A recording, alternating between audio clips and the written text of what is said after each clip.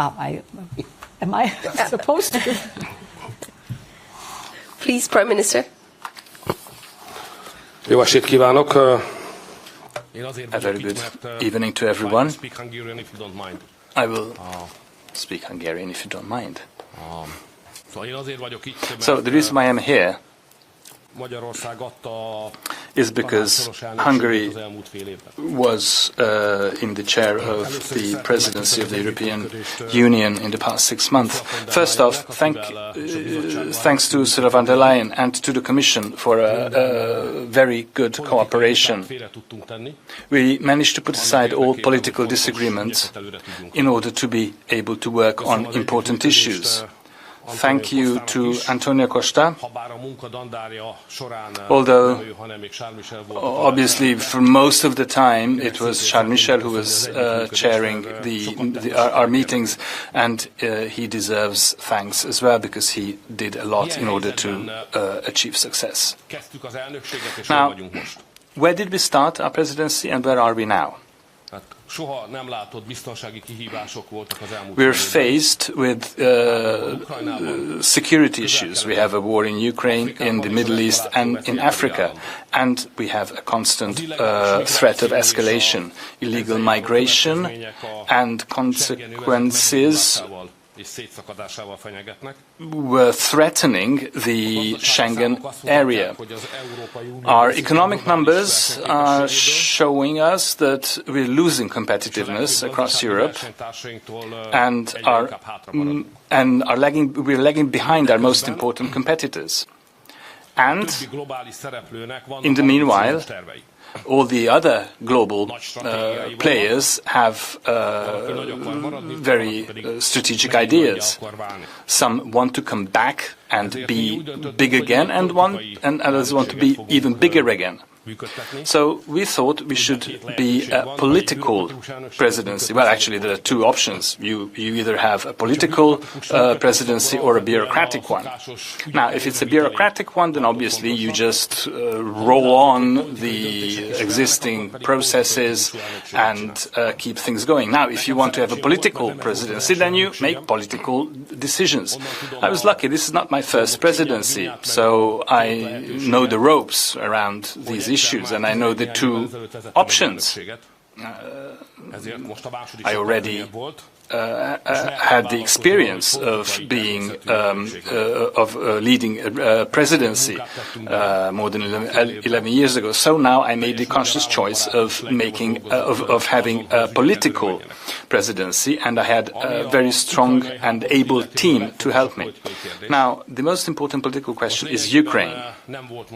Here, I had no room for maneuver, because within the European Union you don't have consensus, and if you don't have consensus, then you cannot do anything in the name of the European Council. So whatever I did in connection with the war, I had to do it apart and not within the European Union. It was a bilateral diplomacy that I had to use.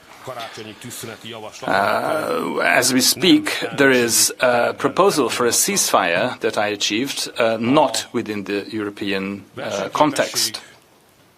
Now, moving on to competitiveness. As Madame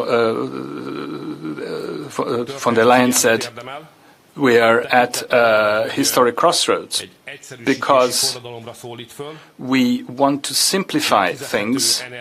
We want to have energy that's affordable. We want to support SMEs, and we have clear deadlines for these tasks. And it is the European Council that should move these things forward. Well, this is where we're at the moment. Now, to those who are interested in technical issues, we have a document where you can see everything in detail. Now, this is just one page. There are 50-odd number of things that we have to do in order to become more competitive. That was just one page. So you can clearly see that we're looking at a very complicated and difficult task ahead of us. Now, another important point in our presidency was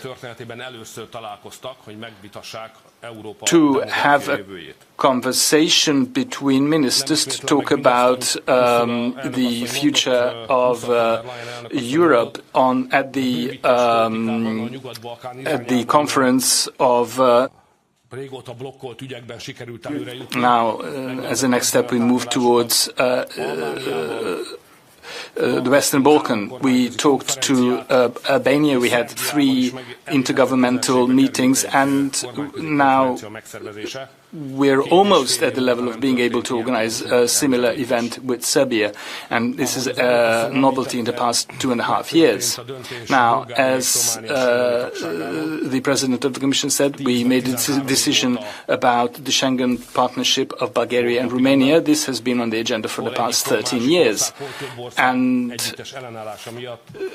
it has not become a reality because there were always a group of countries that were blocking it.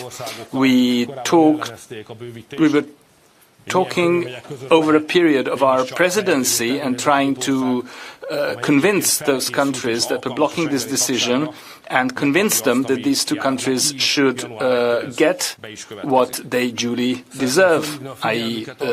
membership in the Schengen zone. I would like to also point out that during our presidency, we had the first time that the 27 agricultural ministers managed to agree on the future of. We managed to agree on the future of the common agricultural policy for the period after 2027.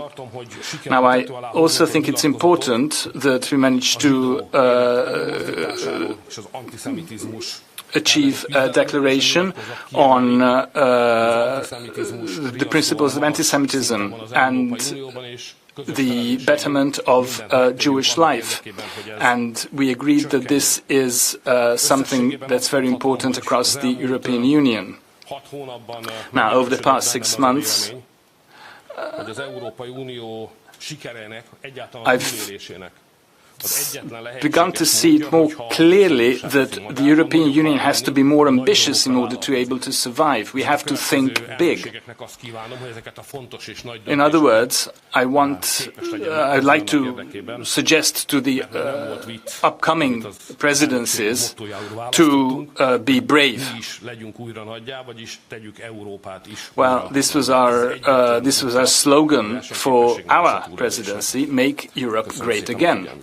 This is our only chance. Thank you.